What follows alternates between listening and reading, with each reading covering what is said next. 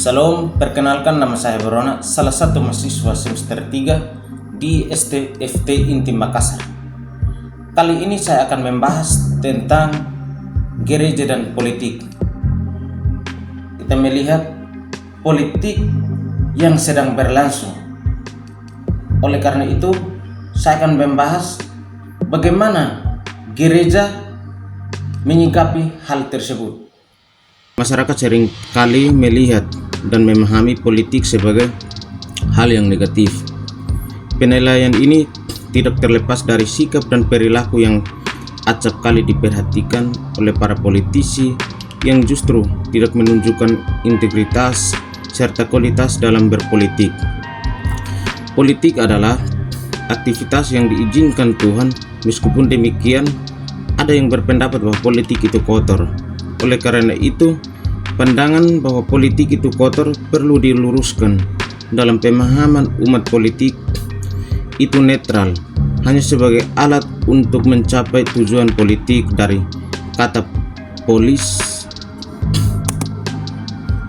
yang berarti negara atau kota, polites warga negara, politikos kewarga negara, politik ketechne kemaharian berpolitik, dan politik episteme ilmu politik. Politik adalah seni kemungkinan dalam mengatur warga, kota, atau negara. Kondisi sekarang, mayoritas masyarakat beranggapan politik itu tidak baik. Politik selalu identik dengan penipuan, kebohongan, akal-akalan, permusuhan, atau hal-hal yang semuanya itu bisa berakibat buruk. Masyarakat berasumsi bahwa semua orang yang masuk dalam dunia politik itu akan turut bertindak kotor dan tidak berperi kemanusiaan. Sekalipun faktanya tidak semua tentang politik itu buruk, namun penilaian dari masyarakat yang sudah terlanjur bengkok dan sulit untuk diubah. Masyarakat akan selalu mengatakan bahwa politik harus dijauhi. Inilah yang mengakibatkan terjadinya penurunan dan ambruknya kepercayaan masyarakat mengenai politik. Tidak sedikit warga gereja berpendapat bahwa gereja haruslah dipisahkan dari politik, seperti yang dikemukakan oleh Daulat Tambunan. Gereja harus dipisahkan dengan politik praktis, bukan dari politik sebagai ilmu dan wacana demi membangun bangsa dan negara. Kegiatan gereja harus dipisahkan dari kegiatan politik, tidak boleh dicampur adukan. Gereja adalah gereja dan politik adalah partai politik. Itulah sebabnya Harris John mengatakan gereja seharusnya tidak berpolitik praktis, bukan karena politik itu kotor dan gereja itu suci, tetapi untuk menjaga netralisasi dan kesaksian gereja yang harus menyuarakan suara kenabian bagi pihak-pihak yang terlibat politik. Akan tetapi Adolf Bastian Simamora justru mengatakan hal yang sebaliknya, dengan mengatakan warga gereja seharusnya tidak perlu merasa tabu berbicara tentang politik, atau mengatakan bahwa politik itu bukan urusan gereja dengan alasan dapat mencemarkan kekudusan gereja. Ketika tinggal di bumi, Yesus sendiri tidak menghindar dari kegiatan politik. Ia pernah ditanya oleh orang-orang Farisi dan Herodian tentang pajak. Katakanlah kepada kami pendapatmu, apakah diperbolehkan membayar pajak kepada kaisar atau tidak?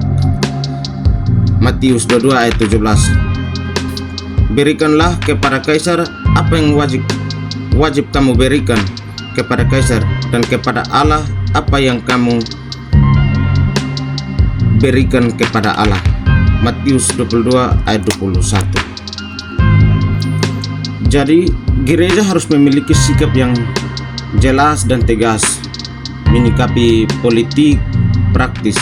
Di satu sisi ada pandangan yang mengatakan gereja tidak boleh berpolitik karena politik itu kotor. Akan tetapi tidak sedikit juga yang menganggap bahwa gereja harus berpolitik supaya dapat menjadi garam dan terang dalam lingkungan politik. Ketika gereja harus terlibat dalam politik praktis, maka gereja harus mempraktikkan politik teokrasi. Itulah sebabnya gereja yang berpolitik baik secara personal maupun lembaga diharapkan dapat menerapkan politik teokrasi. Dan diduga bahwa politik teokrasi merupakan sifat politik yang identik dengan politik praktis gereja dan harus dipraktikkan oleh gereja baik secara internal maupun eksternal. Memang segala sesuatu dalam kuasanya dan menentukan akhir dari segala sesuatu sebagaimana mereka telah ditentukan. Untuk demikian ia memerintah sebagai raja dalam arti yang sebenarnya, dan segala sesuatu tergantung padanya dan segalanya harus melayani dia. Dengan demikian dapat dipahami bahwa kedaulatan Allah sebenarnya hendak menegaskan bahwa Allah berkuasa mutlak atas seluruh alam semesta ini, karena Allah adalah pencipta dan pemelihara seluruh kehidupan. Bahkan Allah adalah rajanya yang menegakkan kedaulatan Allah berarti melaksanakan haknya untuk melakukan apa yang disukainya atas ciptaannya, dan ini menjadi tugas semua manusia yang Allah ciptakan segambar dan serupa dengannya, supaya manusia dapat menjadi wakil Allah di dunia untuk menegakkan kedaulatan dan kehendaknya.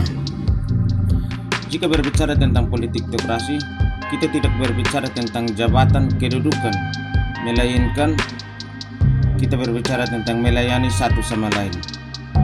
Dalam Matius 20 ayat 20-28, Markus 10 ayat 34-45, Ibu Yakobus dan Yohanes meminta Yesus supaya keduanya anaknya itu diberikan jabatan yang istimewa dalam kerajaan Yesus.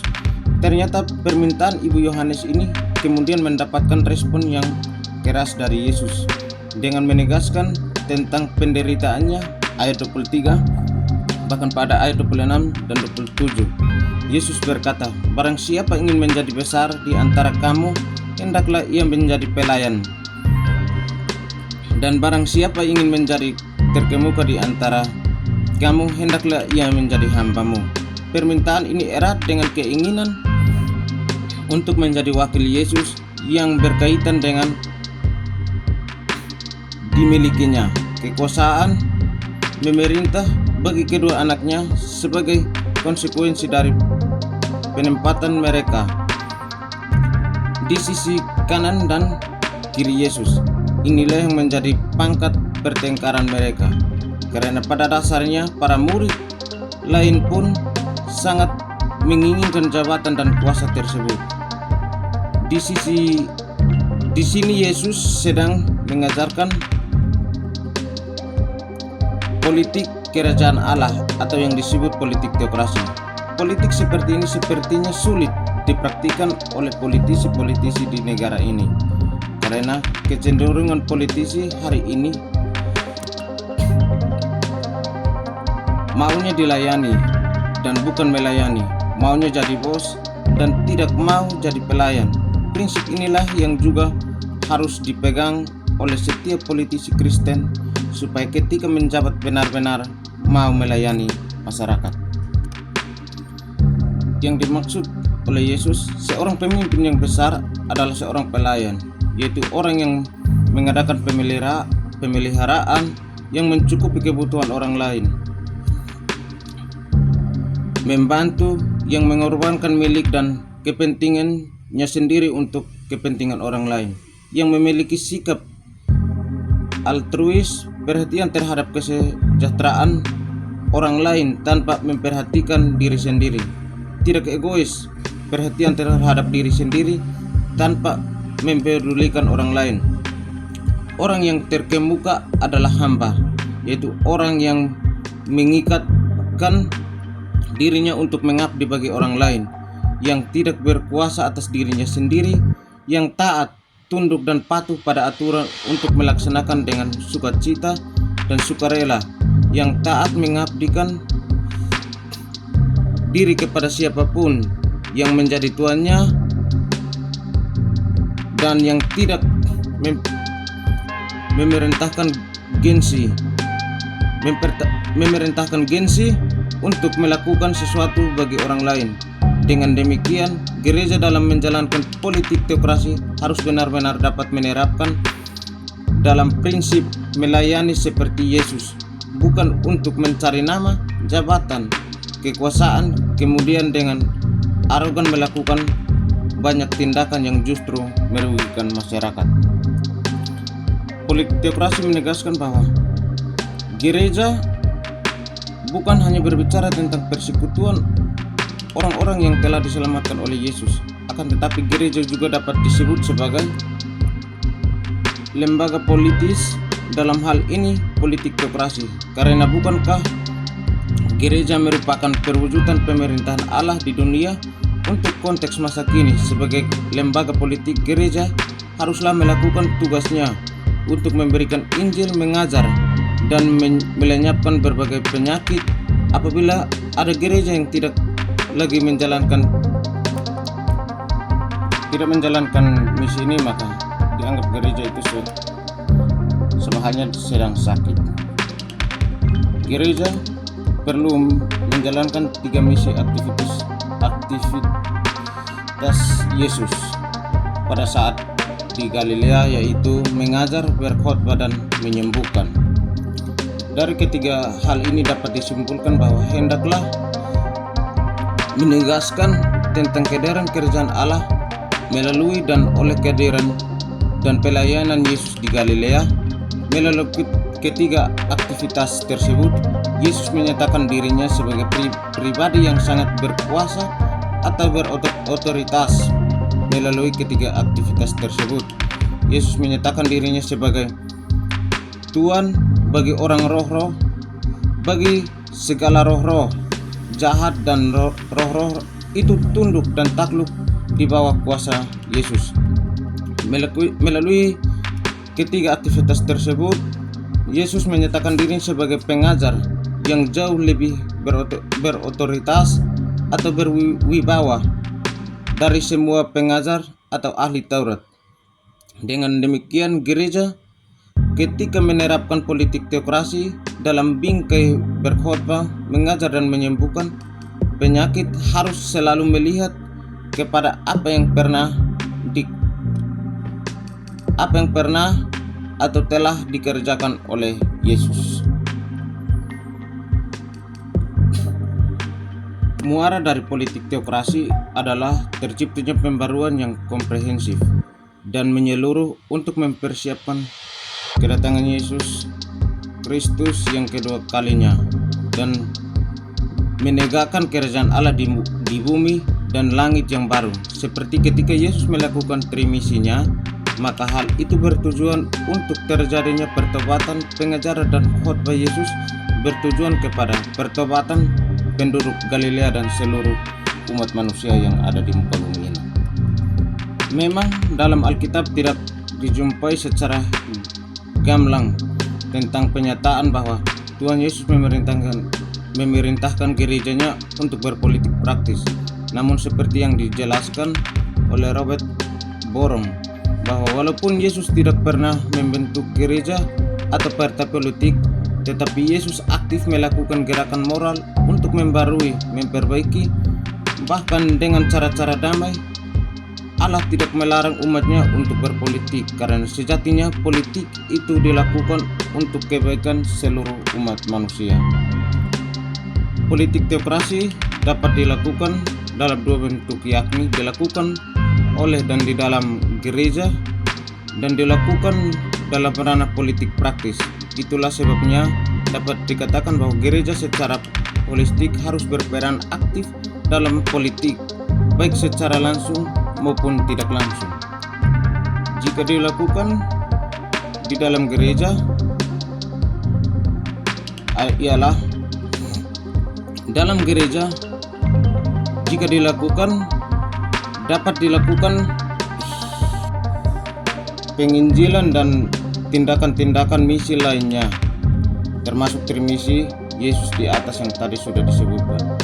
Tujuannya adalah mengembalikan restorasi umat kepada Allah. Bahkan gereja juga melakukan pengkaderan pemimpin bangsa, berdoa bagi bangsa, dan melakukan tindakan-tindakan sosial demi menyebarkan kasih Kristus kepada seluruh umat manusia.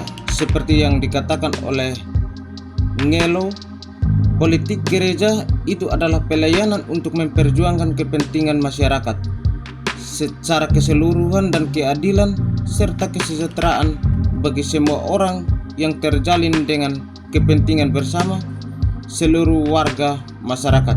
Yeremia 29 ayat 7, Yeremia 29 ayat 4-7, Roma 13 ayat 1-7.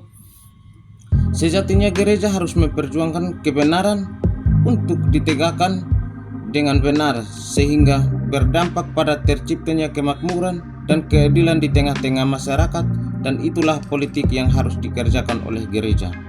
Setiap warga gereja yang mempraktikkan politik teokrasi harus memperhatikan bahwa fokus politik mereka adalah mengusahakan kesejahteraan kota dan mendoakan kota di mana mereka tinggal, sehingga melalui tindakan tersebut maka kebenaran dan keadilan bahkan kedaulatan Allah dapat ditegakkan di tengah-tengah masyarakat dan negara.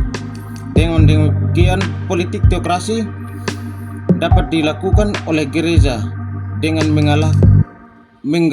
menggalangkan penginjilan serta penegakan kebenaran pada tempat yang semestinya, serta dapat juga dilakukan dengan cara gereja melakukan kaderisasi politisi melakukan pendidikan politik supaya setiap politisi yang dikirim ke partai politik adalah orang-orang yang memang memiliki integritas dan bisa menjalankan fungsinya sebagai gereja Kristus. Gereja juga perlu mendukung program-program yang dikeluarkan oleh pemerintah, memberikan masukan atau kritikan apabila ada kebijakan yang keliru, hingga mengajurkan kepada warga jemaat untuk membayar pajak. Misalnya, ketika ada kebijakan yang dikeluarkan oleh pemerintah, maka gereja tidak boleh langsung memprotes atau menolak kebijakan tersebut. Sebaiknya gereja melakukan kajian yang mendalam terhadap kebijakan tersebut untuk menemukan kelebihan dan kekurangannya. Apabila ternyata dalam hasil kajian ditemukan kelemahan, maka gereja wajib untuk menyampaikan secara baik dan berhikmat kepada pemerintah dan terus mengawalnya hingga tercipta keadilan bagi masyarakat serta kebenaran dapat ditegakkan. Sedangkan perihal pajak, gereja juga harus selalu aktif mengajurkan warga jemaat untuk tertib membayar pajak. Oleh karena itu, dengan warga jemaat membayar pajak, maka secara tidak langsung gereja telah mendukung setiap program pemerintah dan warga jemaat dapat berperan serta dalam pembangunan nasional demi terciptanya kesejahteraan masyarakat. Ya, mungkin itu sekian pemaparan materi dari saya. Jika ada hal-hal yang keliru, mohon dimaafkan karena ini adalah proses bagi saya untuk belajar, dan semoga dapat bermanfaat bagi kita semua. Dan di masa sekarang yang lagi banyak politik atau sudah masuk dalam ranah-ranah politik, sekiranya kita dapat menyikapi hal-hal tersebut, sehingga apa yang kita lakukan, apa yang kita ambil, itu dapat membawa dampak positif dalam kehidupan kita sendiri dan kepada bangsa dan negara kita. Terima kasih. Shalom.